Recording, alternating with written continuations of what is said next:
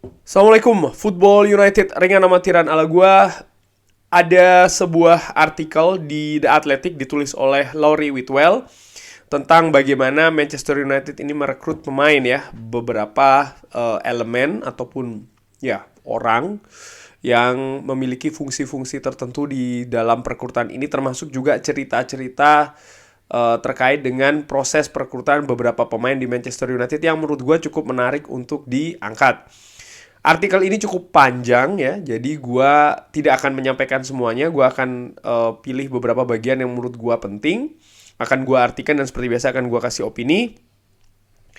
Bagian pertama, di beberapa hal Erik ten Hag ini membangun Manchester United dengan mengumpulkan secara bersama scouts ataupun pemandu bakat untuk bisa membagi ya kurang lebih ya, ataupun juga mencari ide-ide tentang pemain. Jadi Erik ten Hag itu juga menyampaikan ke tim scouts Manchester United, pemandu bakat dari Manchester United tentang ide-idenya terhadap pemain-pemain. Dan tentu saja ini dicari sesuai dengan atletiknya, fitnessnya tentunya, technical profile juga, profil technical dari masing-masing pemain ya, ataupun juga profil pemain yang diinginkan oleh Erik ten Hag. Tidak langsung menjurus kepada nama. Sumber mengatakan dia ini ingin mencari beberapa karakter di dalam dressing room. Ini menurut gue cukup penting, di mana Erik ten Hag tidak hanya melihat dari sisi teknis saja. Selama ini mungkin fans banyak yang melihat dari sisi teknis ya kan, pemain A, B, C, tapi ternyata Erik ten Hag selain sisi teknis dia juga melihat bagaimana sang pemain ini bisa, kalau seandainya direkrut ya, bisa menjadi atau bisa menyatu di dressing room, bahkan bisa menjadi missing link ataupun link yang hilang ya kan, pelengkap, katakanlah demikian, karakter pelengkap yang bisa meningkatkan lagi kualitas dressing room. Erik ten Hag ini tentu saja juga mengarahkan ke pelatihnya ya. Ini juga ke senior assistant Michel van der Gaag, dan juga manajer terbaru Manchester United ini memprioritaskan pemain yang bisa, artinya kalau dikritik itu bisa menerima dan juga bereaksi terhadap kritik itu dengan bagus. Artinya sekali lagi sikap, attitude pemain itu juga dilihat oleh Erik ten Hag.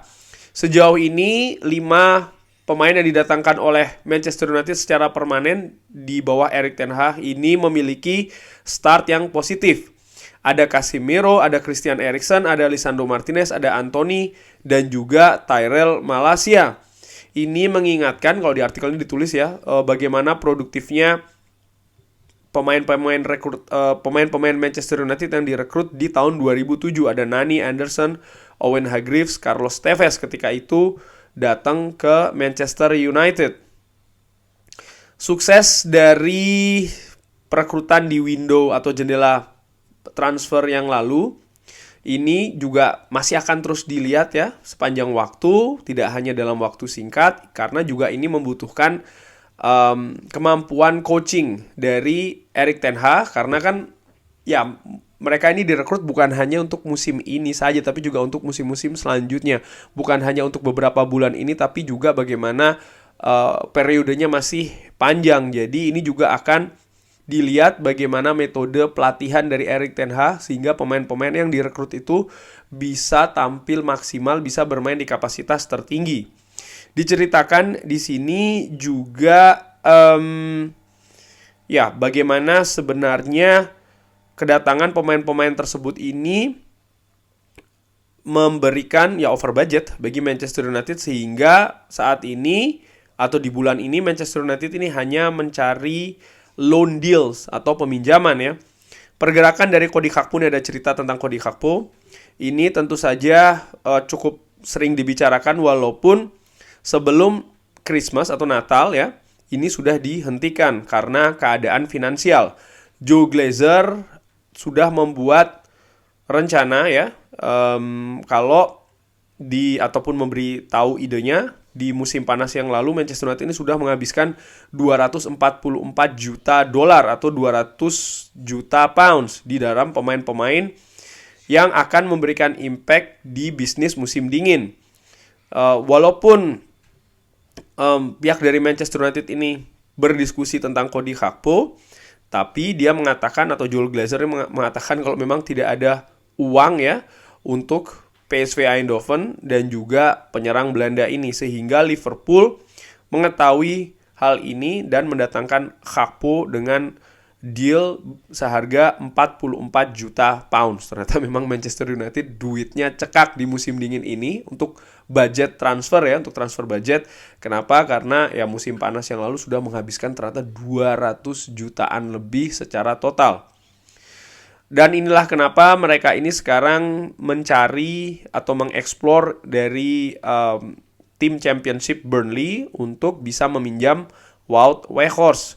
Wout Weghorst, center forward atau penyerang tengah ini diinginkan ya oleh Erik ten Hag, dan tentu saja diharapkan akan bisa bergabung dengan pinjaman, di mana Memphis Depay, penyerang Belanda yang lainnya juga dipertimbangkan setelah 6 tahun yang lalu dia meninggalkan Old Trafford, dan ya dia meninggalkan hanya setelah 18 bulan ke Lyon.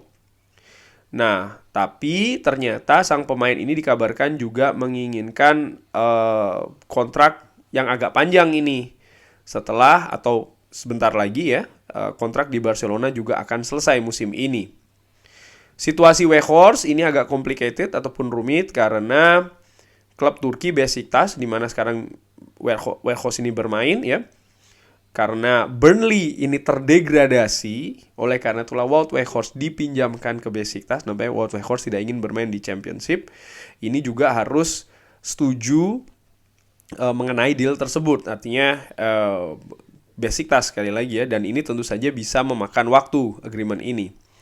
Cerita lainnya tentang delay transfer tahun ini adalah Frenkie de Jong.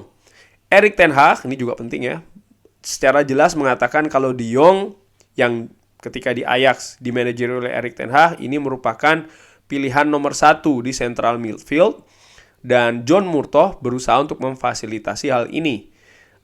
Banyak di transfer musim panas ya yang telah dikeluarkan untuk menunggu pemain ini supaya dia berganti pikiran untuk mau meninggalkan Barcelona. Tapi ternyata ya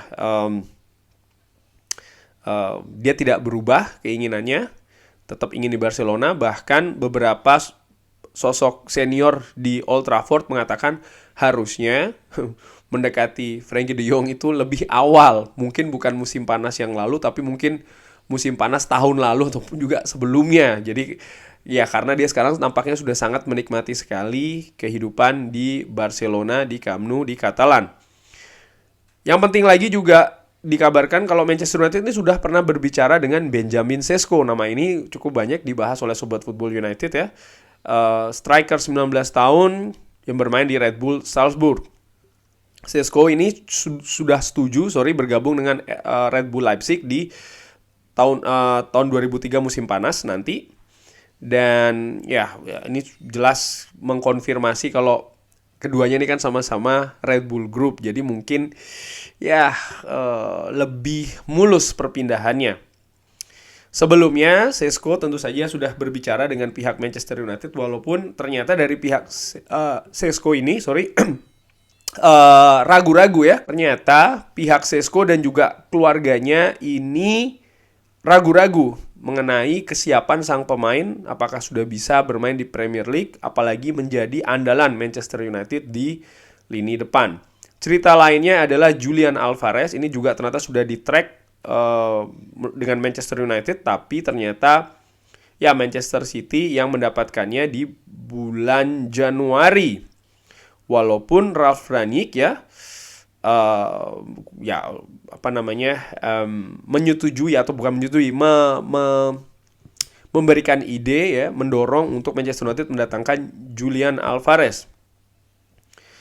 Mungkin ini disebutkan di artikel ini, mungkin Ralf Rangnick ini tidak cukup berhasil ketika menjadi manajer Manchester United, tapi bagaimana diagnosanya mengenai Manchester United ini nampaknya berbeda dengan gayanya sebagai manajer. Dia banyak memperkirakan atau memprediksi hal-hal yang ternyata jadi kenyataan. Dia memprediksi kalau Cristiano Ronaldo ya ini akan menjadi problem bagi siapa saja yang menggantikan dia di lini depan, dan mendorong board untuk mendatangkan striker yang baru di bulan Januari. Jadi Ralf Rangnick ini sudah tahu kalau siapapun yang menggantikan Cristiano Ronaldo ini bisa menjadi masalah, melihat pada saat itu bagaimana Manchester United terlalu bergantung dengan Cristiano Ronaldo.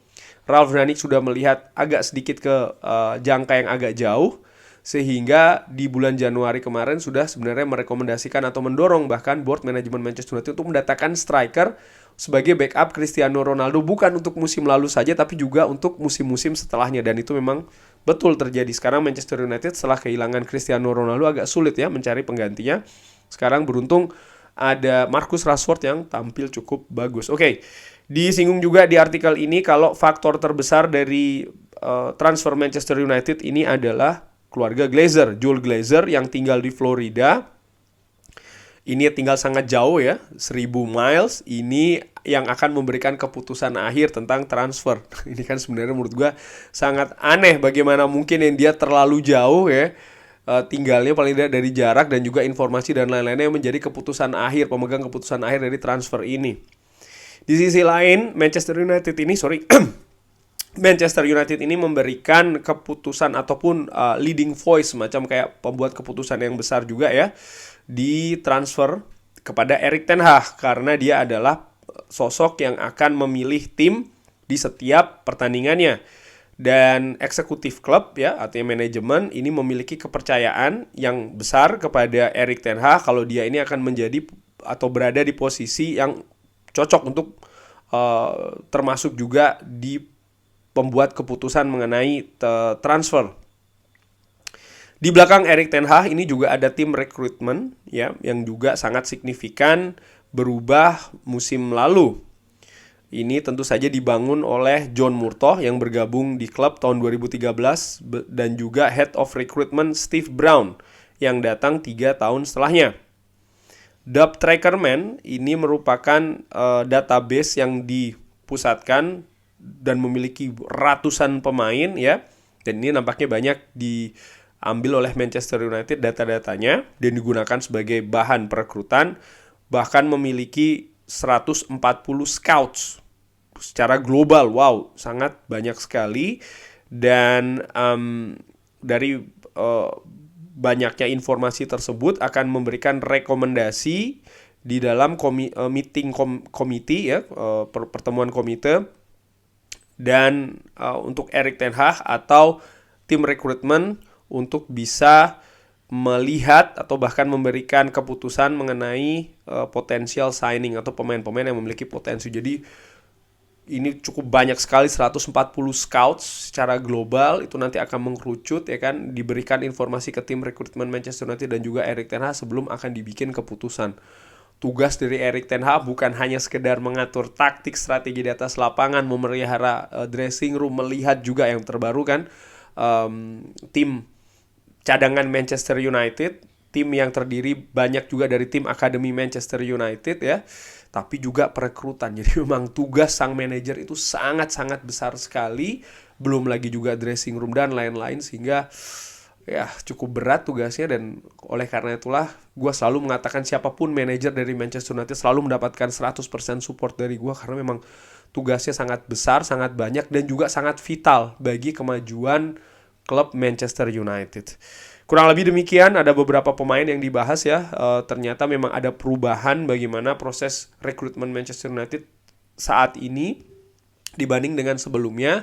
Walaupun menurut gua faktor terbesarnya ini memang harus dirubah, yaitu adalah Glazer. Glazer yang memberikan keputusan akhir, tapi menurut gua orientasinya kan mungkin bukan prestasi tapi lebih ke bisnis, sehingga mungkin ketika dia mendengar nama-nama yang lebih tenar, dia akan mengatakan oke. Tapi ketika dia mendengar nama-nama yang mungkin tidak begitu tenar, ya dia mungkin akan punya pertimbangan lain. Dan yang menarik juga, sebelum gue akhiri, bagaimana memang di bulan ini Manchester United ini budgetnya memang sangat-sangat minim karena sudah over budget, dan ini yang ditekankan oleh Glazer musim panas lalu. Dan gua berpikir juga situasi dengan Cristiano Ronaldo yang sudah sebenarnya diperkirakan oleh Ralf Rangnick dan ternyata terjadi saat ini nampaknya tidak diharapkan atau bahkan diprediksi oleh manajemen Manchester United, sehingga sekarang ketika Cristiano Ronaldo tidak ada, mencari gantinya ini dananya tidak cukup banyak, dan ini memberikan tantangan bagi tim rekrutmen, manajemen Manchester United, dan juga Erik ten Hag. Kurang lebih demikian bahas artikel ringan amatiran dari The Athletic. Kalau Sobat Football United suka ya, bisa komen, nanti insya Allah akan gue cari-cari lagi artikel untuk dibahas. Kalau ada pendapat lain bisa drop di kolom komen. Terima kasih sudah menyaksikan. Jangan lupa like, subscribe. Wassalamualaikum warahmatullahi wabarakatuh.